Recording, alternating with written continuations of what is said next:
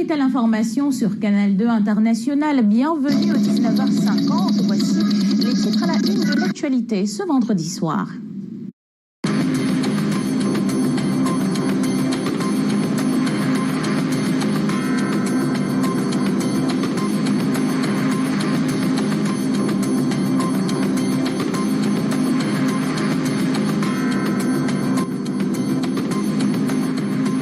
Inondations et maladies hydriques, c'est le cocktail Molotov de la saison des pluies. Il pleut des cordes dont ruissellent les complaintes des populations piégées par les eaux. Nous irons au quartier Mabanda à Douala 4e vivre leur combat quotidien.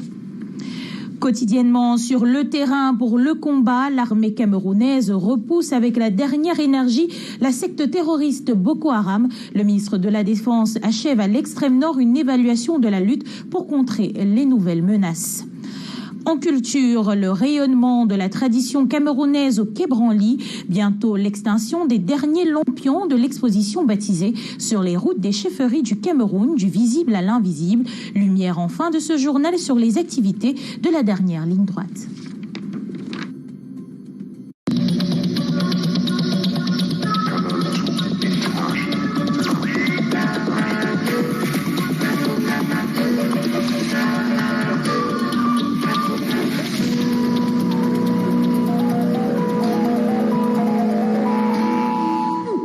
Messieurs, bonsoir et bienvenue une fois de plus au 19h50 sur Canal 2 International. Ouvrons ce journal en société. C'est le calvaire des populations du quartier Mabanda à Douala dans la région du littoral. Elles sont confrontées à des inondations fréquentes, une route impraticable et les maladies hydriques à répétition.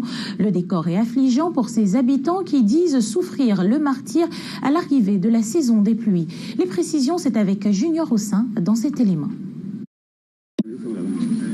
La zone est marécageuse, les routes impraticables, des nids de poules associés à la boue se répandent sur environ 5 km de distance. Les populations du quartier lycée Mabanda, dans le 4e arrondissement de Douala, n'en peuvent plus du calvaire quotidien. Nous vivons un calvaire ici, parce qu'en saison pluvieuse, vraiment, c'est la catastrophe, comme vous-même vous avez vu, sincèrement. Et nous sommes là entourés d'un lycée et d'un CETIC, mais nous sommes vraiment négligés pour la faire des routes. Les nids de poules, avec le temps, se transforment à des cratères où jaillissent des eaux puantes qui noient bien personne selon le récit des populations. Tout arrive au marché comme tout sort au champ, parce que toute la route là, c'est l'eau, c'est sale, c'est comme ça. Même moi, tu portes même le choussou, même tu ne peux pas porter ton bien choussou, c'est gâté. La moto, unique mode de transport pour contourner ce calvaire, peine désormais à trouver des issues avec le temps. La plupart des benzineurs qui travaillent sur la route, ce sont ceux qui sont les ressortissants même de Mabanda. Ce sont eux-mêmes qui sont habilités à travailler sur la route parce que vraiment la route est quasiment impraticable. Comme vous pouvez constater, à votre venue là, vous avez vu comment c'était vraiment inaccessible. Donc du coup, nous forçons seulement. Maladies hydriques, inondations, noyades, saleté sont devenus le quotidien des populations du quartier Mabanda au lieu-dit lycée Mabanda à Bonabéry. Et une information qui nous vient à l'instant, certaines structures du ministère de l'Agriculture et du Développement rural à Yaoundé ont été réduites en cendres par un départ de feu déclenché vers 17h ce vendredi. Les flammes pour le moment persistent toujours, mais les pompiers sont sur le site en train d'essayer de les contenir. Les dégâts sont énormes. Nous y reviendrons dans une prochaine édition de ce journal. Parlons à présent de la lutte contre Boko Haram. Le ministre délégué à la présidence chargée de la Défense remobilise les troupes dans la région de l'extrême nord. Joseph Betiassomo vient d'achever une visite de travail de 2 jours dans cette partie du pays en pro-terrorisme, principalement dans le département du Mayo-Tsanaga, victime depuis le début de l'année encore des attaques répétées. Le reportage de notre envoyé spécial, Daniel Anissé-Boudier. Au pied des monts Mandara, le département du Mayo-Tsanaga à l'extrême nord Cameroun. Nous sommes à une quarantaine de kilomètres de la frontière avec le Nigeria, une zone habitée avec d'éventuels risques d'attaque par des terroristes de Boko Haram. Ces 6 derniers mois, des attentats répétés de la secte islamiste ont mis en mal la vie des populations de ces localités, entre pillages, meurtres et enlèvements. L'urgence de la situation commande un réajustement tactique sur le terrain. C'est l'objet de la présence ce 23 juin dans la ville de Mokolo du ministre délégué à la présidence chargé de la défense, dépêché par le chef de l'État. À ses côtés, des officiers généraux de premier rang avec en tête le général de corps d'armée chef d'état-major des armées René-Claude Meka. Des concertations ont lieu à huis clos avec des autorités administratives, forces de défense et responsables des comités de vigilance. Joseph Betty Assomo sort ensuite pour porter aux populations le message de réconfort du président de la République. Il nous a demandé de transmettre ses encouragements et ses félicitations aux hommes de devoir des forces de défense et de sécurité qui sont en opération dans ce département et d'une manière générale dans la région de l'extrême nord. Mais pour vaincre définitivement la secte terroriste, les populations doivent aussi vaincre leur peur et travailler en synergie avec l'armée. Le ministre délégué à la présidence chargé de la défense s'adresse à eux avec gravité et fermeté. Les représentants des populations se sont exprimés, nous leur avons passé la parole. Ils ont complété le cliché que nous avions et formulé des doléances, des souhaits pour permettre aux opérations en cours de se poursuivre avec une amélioration des résultats. Le membre du gouvernement rassure, de nouvelles stratégies sont en préparation pour contrer ces nouvelles menaces et préserver la vie des populations ainsi que leurs biens. Un signal d'espoir. Et pendant que le ministre de la Défense est à l'extrême nord, question orale ce vendredi à 3 autres membres du gouvernement. Les ministres de la Justice, du Travail et de l'Eau étaient face à la représentation nationale ce vendredi. Ils ont respectivement été interrogés sur la surpopulation, les conditions des travailleurs au Cameroun et l'énergie. C'était lors de la séance plénière. Synthèse des échanges avec Delphine Foncoutene et Sarjan Linziebou. Ça pompe presque de l'air dans les stations-service au Cameroun. Le mal dure depuis la survenue de la crise russo-ukrainienne. Ces difficultés d'approvisionnement du pays en produits pétroliers sont dues à la flambée des prix de pétrole brut au niveau international. Le prix à la pompe du gasoil étant de 575 francs CFA le litre, le prix de ce produit rendu au Cameroun est de 1238 francs CFA le litre, ce qui revient à dire que l'État supporte la subvention à hauteur de 625 francs,28 litres pour chaque litre de gasoil qui est consommé. Le ministre de l'Eau et de l'Énergie s'adresse ainsi à la représentation nationale. Celle-ci souhaite également avoir plus de précisions au sujet du réseau interconnecté Nord-Sud. Où en est-on avec le projet Réseau interconnecté Sud? Les études d'avant-projet sommaires et détaillées sont bouclées. Les études d'impact environnemental et social, quant à elles, sont en cours. La mise en service de ce projet de grande importance est prévue pour l'année 2026. Le ministre d'État, ministre de la Justice, garde des Sceaux, lui aussi interpellé par les élus de la nation au sujet de la surpopulation carcérale. Pourquoi ne pas modifier le texte particulier fixant les modalités d'application des peines alternatives afin de désengorger nos pénitenciers? Les travaux relatifs à l'élaboration du texte particulier portant modalités d'application des peines alternatives sont en cours de finalisation. La revalorisation du SMIC est revenue dans la liste de questions posées au ministre du Travail et de la Sécurité sociale. C'était au cours de la séance de questions orales de ce vendredi, présidée par Kavayegue Dibril, le président de l'Assemblée nationale. Cependant, une autre action pilotée cette fois par le ministre du Commerce et le ministre de l'Agriculture. Dans les départements du Mungo, 500 producteurs des filières cacao et café ont bénéficié ce jour des subventions des intrants agricoles en vue de booster les productions de ces derniers et lutter contre la sous-alimentation. Arnaud Devarioda et Luciano Giacou pour les précisions dans ce reportage. La place des cérémonies de la ville de Melon a à nouveau drainé du beau monde ce vendredi 24 juin 2022 à l'occasion du lancement des subventions des producteurs du café et cacao présidés par les ministres du Commerce, de l'Agriculture et du Développement rural.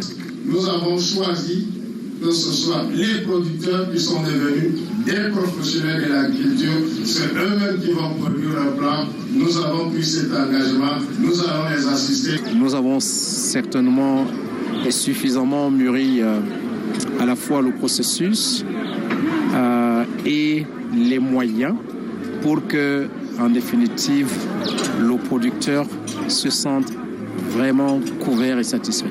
Des subventions qui viennent à point nommé redonner du sourire aux planteurs qui sombraient dans le désespoir au vu de leurs conditions. Le guichet des producteurs, pour nous, c'est une innovation. Parmi les financements adaptés au Cameroun, ceci-là vient galvaniser les producteurs. Vu les mots du ministre et puis le responsable de FODEC, je pense que les producteurs rentrent avec l'estomac vraiment plein. Une façon pour le gouvernement de lutter contre la sous-alimentation. Lorsque les agriculteurs et les agricultrices du monde sont debout, il n'y aura pas de crise alimentaire au Cameroun. Je le sais et je le confirme. Un geste salutaire qui invite de nombreux jeunes à faire confiance à l'agriculture et comme le disait le chef de l'État, la terre ne trompe pas. La jeunesse doit trouver son compte dans l'agriculture parce que ce sont les jeunes même qui sont mieux outillés à faire l'activité agricole. Les jeunes ont de l'énergie, les jeunes ont du potentiel, les jeunes ont, n'est-ce pas, des prérequis à mieux faire l'activité agricole. J'apprécie l'initiative qui a été vraiment présidée par le ministre de l'Agriculture. Et je pense que la prochaine fois, ce sera à l'Ouest. Et plus précisément avec elle. Je me suis nommé Emmanuel. Les mois à venir permettront de vérifier les résultats de cette action sur le terrain. Des cacaoculteurs justement du Mungo à ceux de la région du sud-ouest qui, eux, retournent dans leurs plantations après une trêve imposée par la crise sécuritaire. Pour rattraper le temps perdu, ils sont déterminés à booster la production agricole, œuvrer au retour de la main-d'œuvre. C'est ce que nous précise Inès Ondouabala dans cet élément. Le monde rural est en effervescence. Au bout d'un long parcours parsemé de travaux d'entretien de leur plantation, des récoltes des cabosses, de séchage des fèves de cacao, les cacaoculteurs ont œuvré pour booster leur rendement. Aujourd'hui, les cacaoculteurs certifiés sont récompensés pour la qualité de leur production.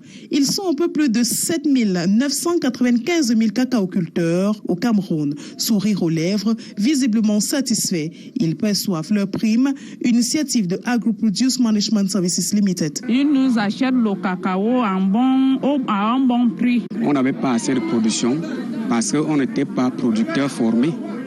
Dès lors qu'on a eu la formation, la production a commencé à changer progressivement. Qu'à ce jour, je quitte de 530 kg il y a 10 ans et que je me retrouve maintenant à plus de 3 tonnes. C'est au total 800 millions de francs CFA qui sont mis à la disposition des cacaoculteurs. Une belle manière de saluer le saut qualitatif enregistré dans la production des 16 000 tonnes de cacao certifiés pendant la saison cacaoyère 2021-2022. Le rendement de cette année, exactement, c'est un rendement qui me fait plaisir parce que c'était notre première année d'entrée complètement digitale. Ça me fait plaisir et nous sommes encore les premiers dans le pays de réussir à trouver un certificat de Rainforest Alliance et qui est sur la base digitale. Depuis 10 ans, AMS encourage les cacaoculteurs qui rentrent dans le cycle de la certification. 3 milliards de francs CFA ont d'ores et déjà été déboursés pour assurer la performance de la filière. À ce jour, AMS a exporté plus de 85 000 tonnes de cacao, fruit du labeur de 13 000 cacaoculteurs. Et les produits agricoles de l'arrière-pays sont revendus ici, dans les grandes villes, mais à quel prix? La vie devenue de plus en plus chère ces derniers mois a suscité des astuces chez les commerçantes de denrées alimentaires, précisément chez les vendeuses de graines, haricots, arachides, maïs. Par des techniques bien protégées, elles réussissent à déjouer la vigilance de leurs clientes et à écouler plus rapidement leurs marchandises. Titi Freeman et Henri Chinda ont fait un tour dans les marchés. Des boîtes a priori semblables, pourtant la différence au niveau de leur contenance est certaine. C'est une boîte de 1 litre. Tandis que celle-ci, ce n'est pas la bonne boîte. Elles ce sont des boîtes travaillées.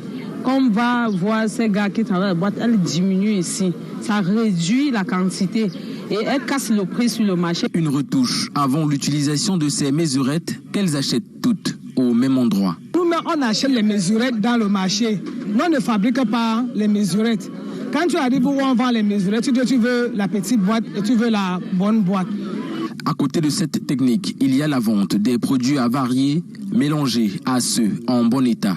Ou alors elles prennent des avaries qu'elles mélangent pour casser le prix. La hausse du prix d'achat au niveau des producteurs à l'origine de cette flambée des prix sur le marché aurait emmené les commerçantes à développer des stratégies coupables qui affectent la clientèle. Au lieu de donner sur la grande boîte, on te donne sur la petite boîte. Ils te donnent les choses qui est pourri, comme ça tu rentres avec à la maison, c'est pourri, tu reviens avec, elle te chasse seulement que ce n'est pas lui qui a fabriqué ça, que tu quittes devant qu'elle. Ce n'est pas bien comme ça là. Des manœuvres de trucage pratiquées par ces commerçantes contre lesquelles s'insurge le ministère du Commerce.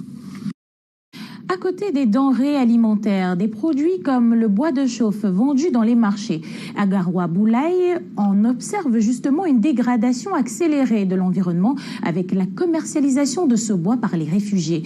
Une situation qui préoccupe les autorités, d'où la tenue d'un atelier de sensibilisation. Roméo Tignan et Kizito Koumaï. Ils sont 12 hommes et femmes appelés au service chrétien. Du sang neuf pour transformer le monde en une véritable communauté chrétienne. Nous avons d'abord à redynamiser la parole de Dieu. Nous voulons vivre le grand mystère tel que ça a été vécu à l'église du 1er siècle. Ça, c'est d'abord notre grande vision. C'est ce que nous voulons atteindre.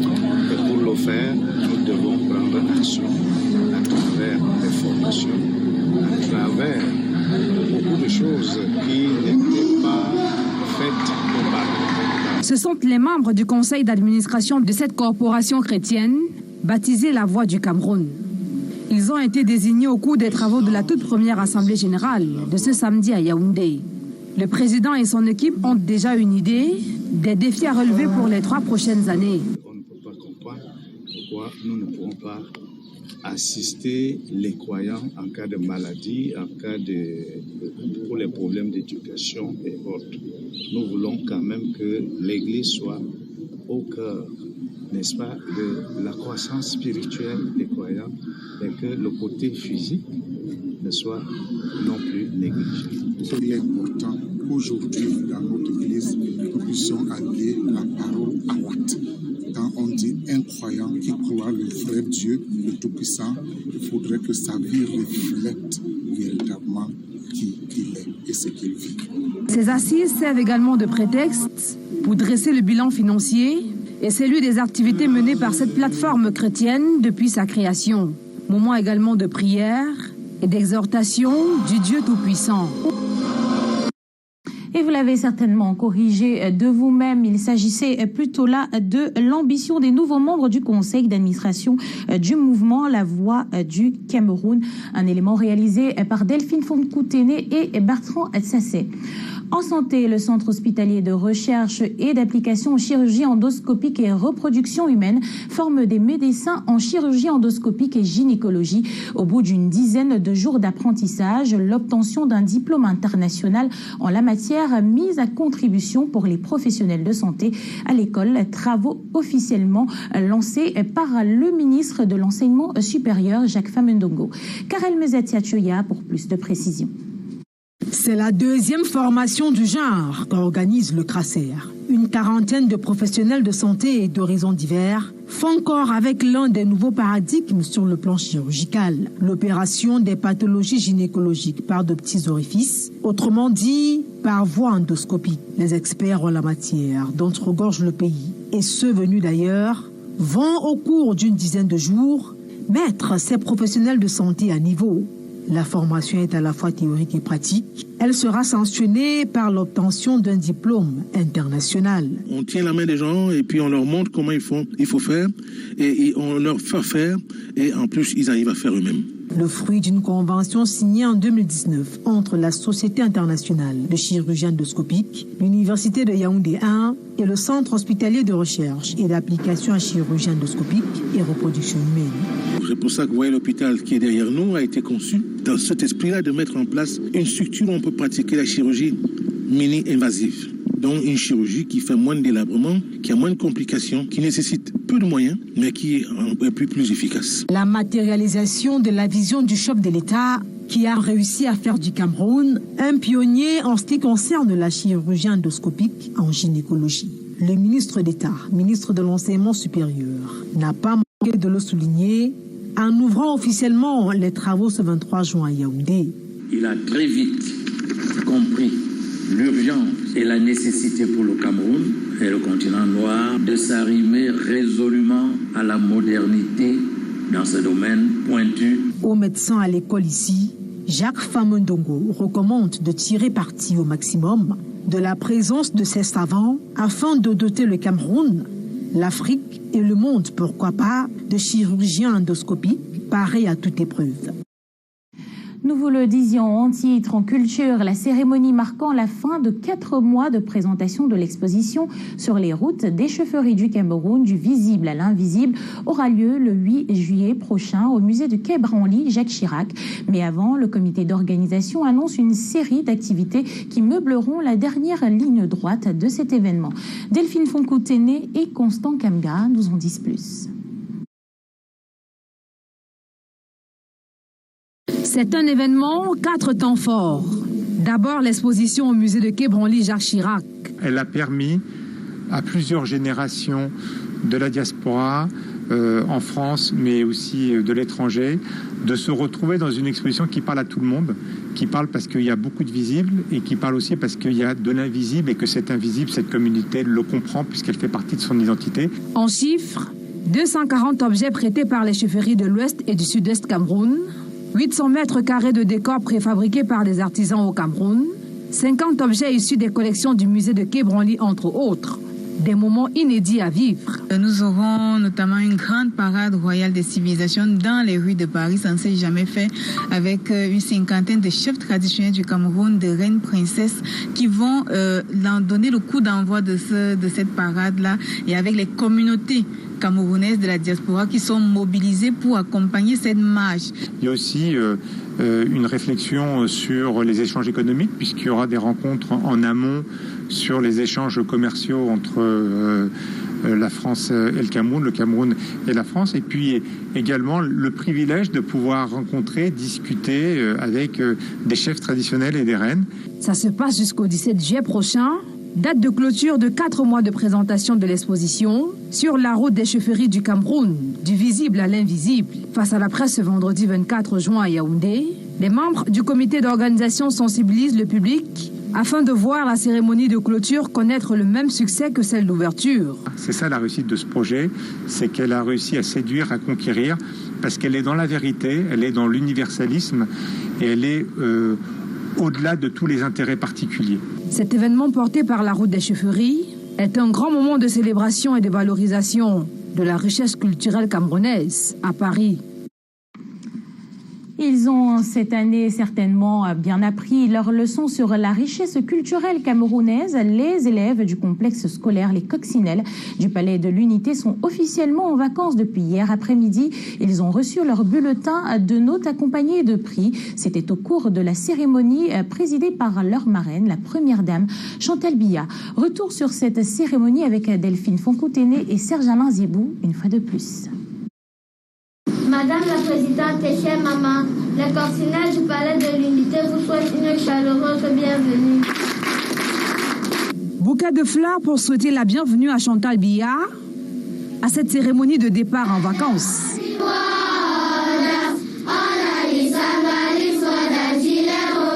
Après l'exécution de l'hymne national, place à la cérémonie proprement dite, offerte par les apprenants de cette prestigieuse école.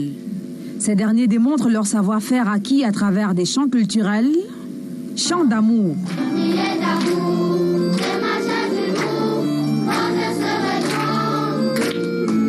Les récits célèbrent la bonne ménagère, l'infatigable travailleuse, maman la plus belle, maman chérie, Chantal Biya. Sensible à tous ces messages, l'épouse du chef de l'État ne boude pas le plaisir d'ovationner ses leaders de demain, qui impressionnent également à travers leur pas de danse traditionnel.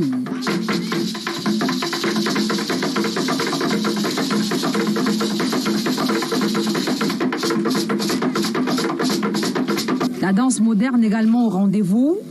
Ses élèves s'enjaillent au rythme des titres Rhythms de Shabasiko, Kedike de Chedima et autres Be Proud de Witty Minstrel.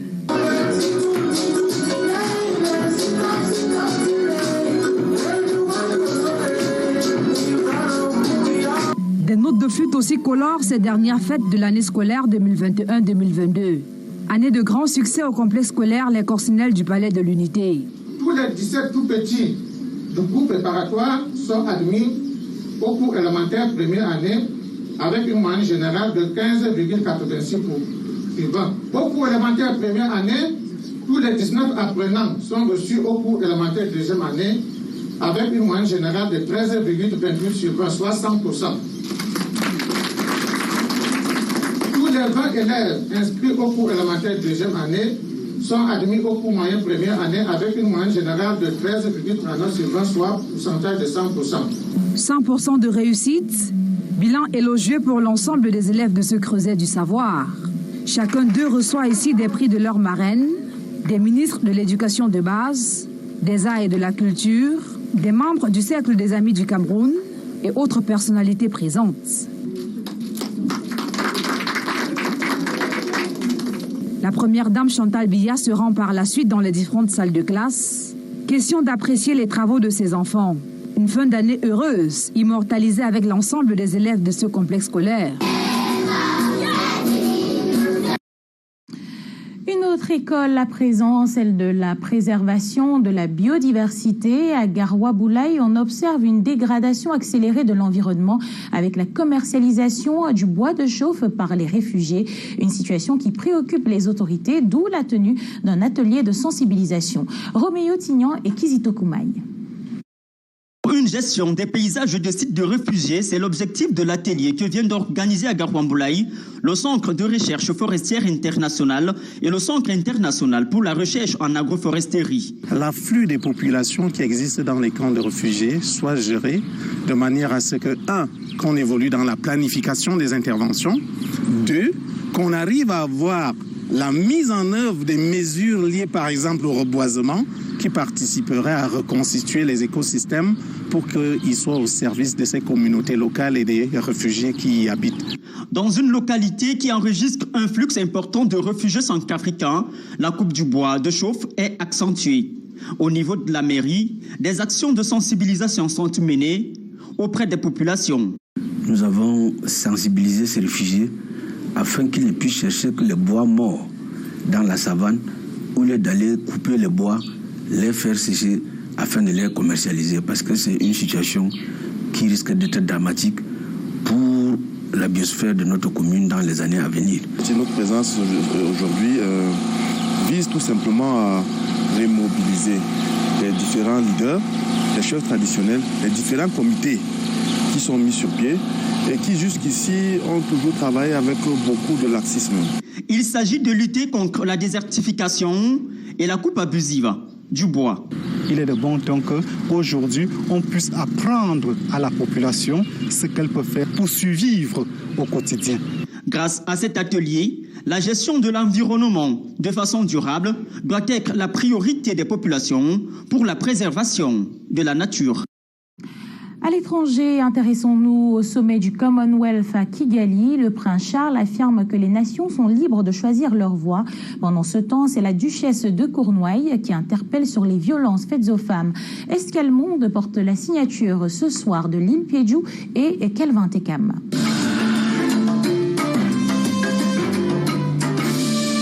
Le choix de devenir une république ou d'abandonner la reine comme chef d'État est une question qui relève de la décision de chaque pays membre.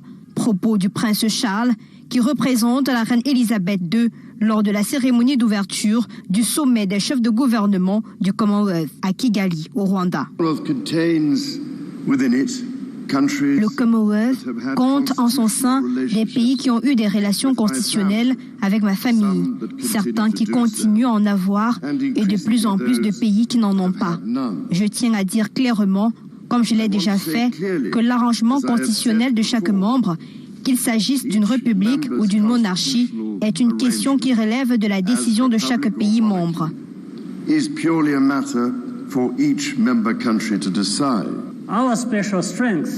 Notre force particulière est d'attirer l'attention sur des questions qui autrement pourraient passer inaperçues. Par exemple, la manière dont le changement climatique met en péril l'existence même des petites îles et des États en développement, ou la possibilité de transcender la taille et la géographie en faisant appel aux nouvelles technologies pour créer des emplois mondiaux de haute qualité pour nos jeunes, ici même chez nous. Et partout où nous pouvons échouer, nous trouvons des solutions par le consensus et le dialogue. Nous nous construisons mutuellement et nous avançons ensemble.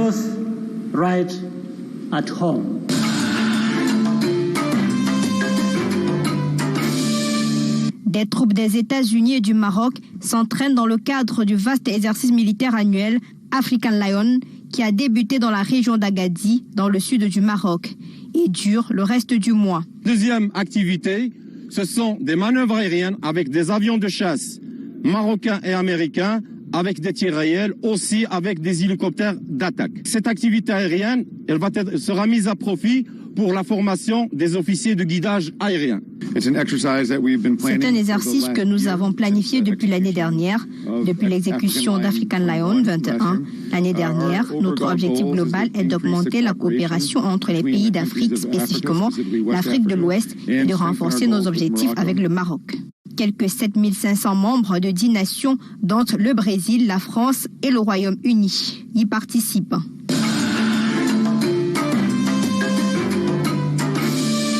En visite au Rwanda aux côtés de son époux le prince Charles, la duchesse Camilla prend la parole lors d'un événement sur la violence à l'égard des femmes et des filles.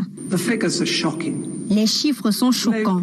À l'échelle mondiale, près d'une femme sur 3 a été maltraitée au cours de sa vie. En temps de crise, les chiffres augmentent, comme ils l'ont fait de façon spectaculaire lors de la pandémie de Covid-19.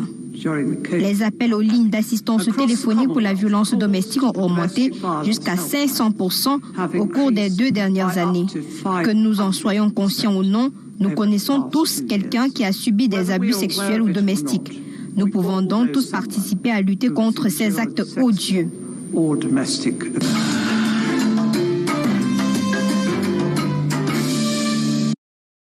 C'est la fin de cette édition du 19h50. Merci à vous de l'avoir suivi et surtout de rester fidèle au programme de Canal 2 International qui se poursuit. Je vous souhaite d'ailleurs un excellent week-end en leur compagnie. Bonsoir à tous.